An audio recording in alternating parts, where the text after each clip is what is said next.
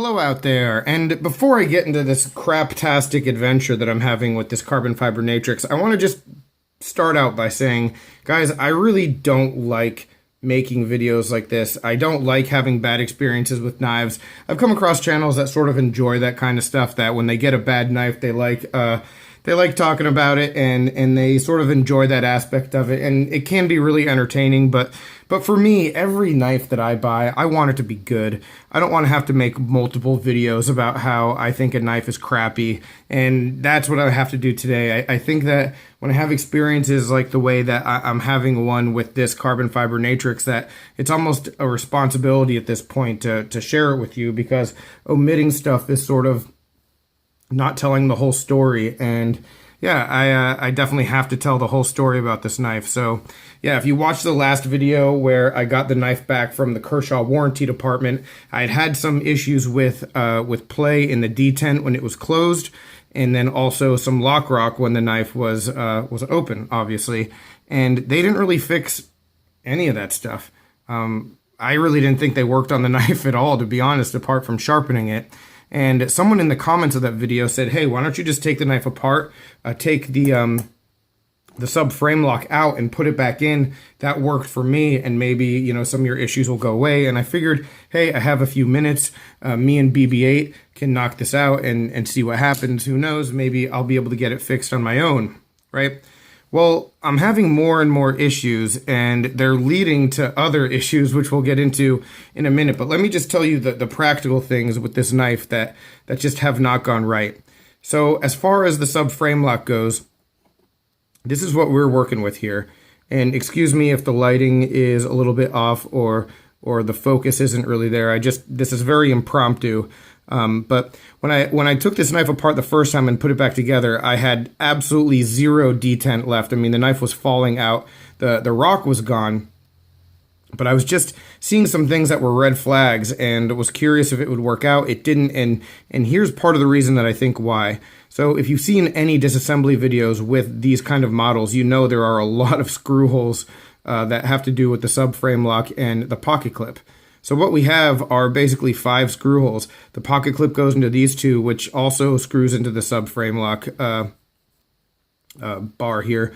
And then there's also 3 more screw holes for just individual screws that go here. And then there's a third, basically the standoff that holds in the backspacer actually holds the subframe lock in. So we have a total of like 5 or 6 different variables basically holding this lock in. So what can happen is if any one of these is off, then it can adjust sort of the way that this knife locks up. It can adjust the way that it functions. And it's very hard to tell what is what and why, why that's happening, and which one of these little variations is what's causing your problem. There's really no way of knowing. The other thing that's a really big issue that I'm seeing are these 3 screws right here. They're different from the other screws in that they have flat heads, and the quality of the hardware isn't particularly good to begin with. But when I screw them all the way in, there's no stopping point. So anyone who's ever used a screwdriver, when you're screwing something in, like eventually it gets to the point where it's too tight. And on most of the other hardware, on like the standoff hardware, that's the case. On, the pivot, that's the case. Like up here, that's the case. You tighten it, it gets as tight as it can go, and then it's done. These never stop. So these screws are these screws are threaded, but they'll just keep screwing at the end. So I don't know if it's tight. I don't know if it's as far as it should go. I don't know if I should loosen it. Excuse me.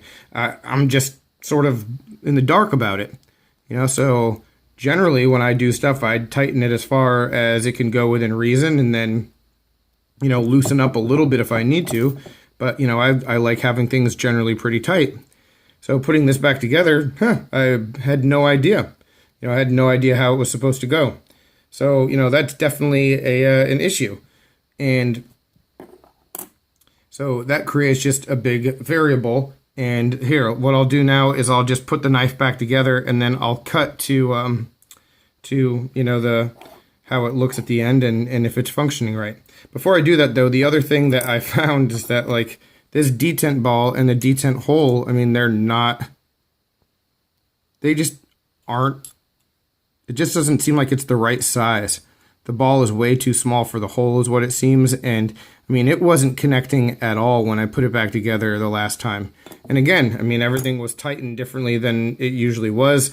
I spent a lot of time like loosening this, tightening that, trying to see if I could get it to fit together just right. The way that it came from factory, you know, even how it was before I sent it in would have been preferable, but I couldn't figure that out. And to be honest with you guys, like, that's not a reasonable thing to ask someone. I mean, I think that when you get a knife, yes, you should be able to do some maintenance on it and you should be able to loosen and adjust, but the expectation for maintenance on a knife shouldn't be disassembly and reassembly on this level, at least, you know, for something of a cheaper quality as well. So anyway, guys, I'm going to put this back together and I'll follow up with you in just a minute, okay? Okay, and here's what I've been experiencing. So I don't have the pocket clip screws back in, so I know that actually can affect the way that this functions, which shouldn't be the case, but it is. But there is like 0 detent. Knife is just falling out.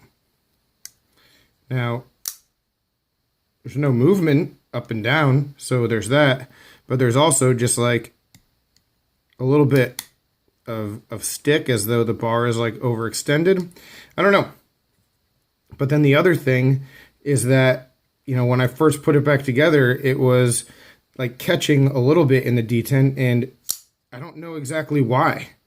You know, I don't know where the issue is, and I don't know if it's these screws just like being too tight or not tight enough. Again, I can't fix it. The big issue, though, the really big issue, and I know that we're like 6 or 7 minutes into the video before I bring this up, but like Kershaw should have seen this, don't you think? Like, that's the biggest problem that I have, is that I took this knife apart and within a few minutes realized there was a big issue here, and it was a hardware issue and maybe the knife wasn't made right. I mean, I sent this into the Kershaw warranty department with the instructions and the issues that I was seeing, and they sent it back saying it was fixed, but I don't think they took the knife apart. One of two things happened, guys. Either they didn't take the knife apart, which is an issue in itself, because if I'm having a problem with the knife, they should take it apart. And 2, they did, and they didn't see any of this stuff when they took it apart and put it back together, or they didn't care. I mean, this is the same hardware that I originally had. So if they took this apart and they took the lock out and put it back in, they used the same hardware, they weren't able to tighten it all the way, and that was okay. I don't know. God, this isn't good. I'm going to be contacting Kershaw, obviously, and I really, like I said, I hate to be the guy who just rants about warranties and stuff, but like, this all comes back to like brand loyalty and my willingness to spend $40 on knives from them. You know, there are a lot of knives that I get, Kershaw, CRKTs, you name it, name the brand, that I get, and I get them mostly because I want to check them out and review them. And I have this certain, like, you know, minimum expectation that the knife is going to function right, and I'm not going to be pissing away my money. And I want to be able to do that for stuff like the channel and, you know, for my experience, to get an idea of what the company is doing. But if stuff like this is going to happen and I can't count on a warranty department to back me up, then it's going to be hard to justify spending money on knives that I don't, like, really, really want. You know, this one I wanted to check out and be able to do a review on and stuff. And I guess now I've gotten a good amount of content from this knife, but not the way that I wanted to. And if I had it all to do over again, I just wouldn't have bought the darn thing, and I'd have the money in my pocket. But that doesn't help me. It doesn't help you guys. It doesn't help the channel. So, you know, I'm sort of at a crossroads with stuff like this. So anyway, guys, let me know your thoughts. Any other questions, comments, complaints, suggestions, let me know down below. I really appreciate you watching, and yeah, I'll talk with you soon. Have a good one.